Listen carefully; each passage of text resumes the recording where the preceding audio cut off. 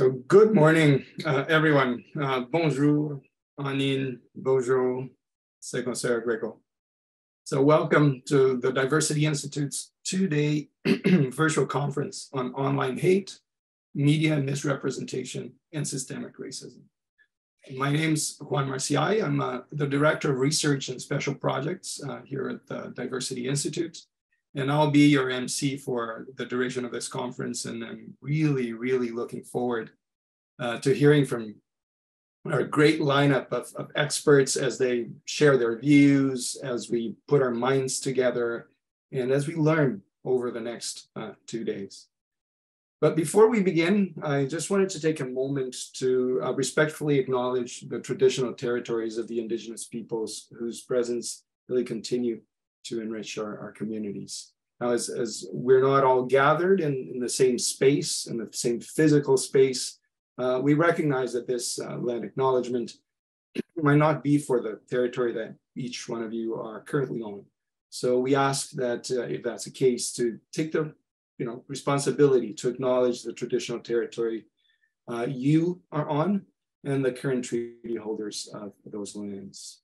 Now, Toronto, where the Toronto Metropolitan University is located, is in the dish with one spoon territory. And that dish with one spoon is a treaty between the Anishinaabe, Mississaugas, and the Haudenosaunee that bound them to share the territory and to protect the land. Now, subsequent Indigenous nations and peoples, Europeans, and all newcomers have been invited into this treaty in the spirit of peace, friendship, and respect. And as a number of Indigenous colleagues and friends of mine that have generously shared with me over time, I think it's also important for me to go beyond an acknowledgement of the traditional territories of a number of different Indigenous peoples, but also to express some words of gratitude for the land that we stand on. And in giving thanks to the land, in light of the discussions that we'll hear today, I'd like to give thanks for the diversity of life that we have around us in this land. Now, Akikwe, as Mother Earth is called in Anishinaabe, shows us and she teaches us the centrality of balance, and diversity in nature.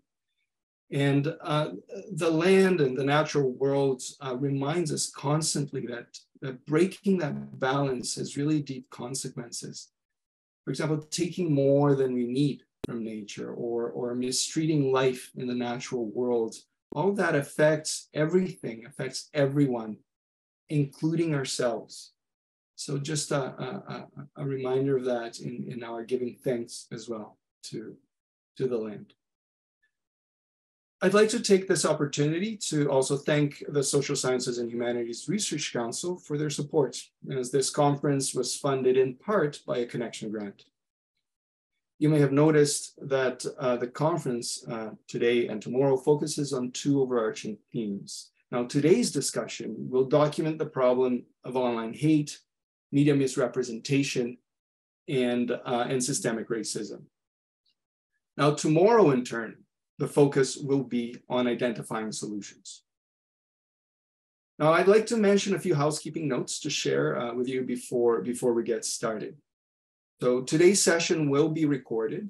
So should you not be able to stay for the entire duration of the event today, that recording will be made available next week. We'll be sending out an email, which will also include a short event survey. And I really encourage you to complete that questionnaire, as it really, really helps us plan and improve our future events. Now, closed captioning in English is available for today's session. You can find the closed caption icon at the bottom of your screen on the Zoom menu bar. As well, each session today will have the Q&A function enabled. So this function can also be found at the bottom of your screen on the Zoom menu bar. And I'm sure, like me, that you'll have many questions for our speakers and experts. So I do encourage you to take advantage of this function. So with that said, we have some really exciting sessions ahead of us. So let me stop here and turn it over to my colleague and fearless leader, Dr. Wendy Sukier, founder and academic director of the Diversity Institute and professor of entrepreneurship and strategy at the Ted Rogers School of Management here at the Toronto Metropolitan University. Wendy is also the academic director of the Women Entrepreneurship Knowledge Hub and the Inclusive Innovation and Entrepreneurship Network, a research lead of the Future Skills Center. The Diversity Institute has over 130 research staff, 100 research associates from around the world, and more than 200 partners focused on dimensions of diversity and inclusion in the workplace, future skills, and entrepreneurship. Wendy's work on the Diversity Leads project helped shape Bill C-25, which amended the Canada Business Corporations Act and the regulatory requirements for diversity disclosure for corporations.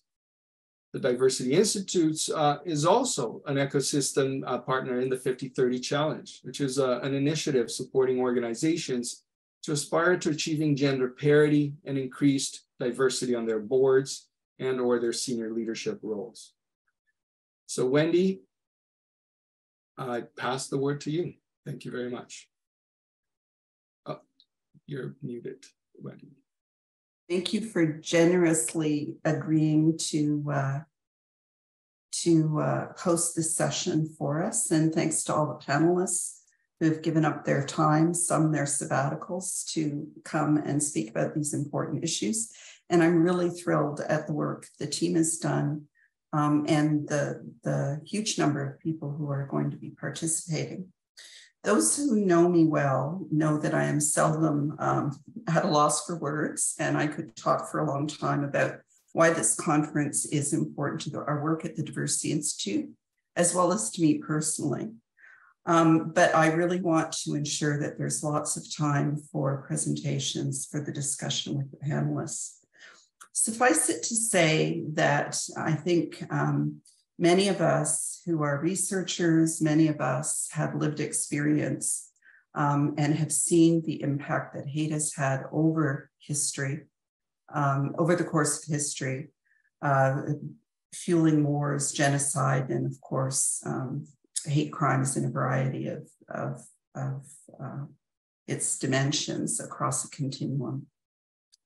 It is important to me, and it is important, I think, to many of the people who are here today to really understand what draws many of these threads, whether it's Islamophobia, anti-Semitism, anti-Black racism, anti-Indigenous hate, hate against the trans community, or any of the many manifestations we see, certainly misogyny, which has in some ways shaped certainly the course of my work, which has been fueled by, of course, the Montreal Massacre.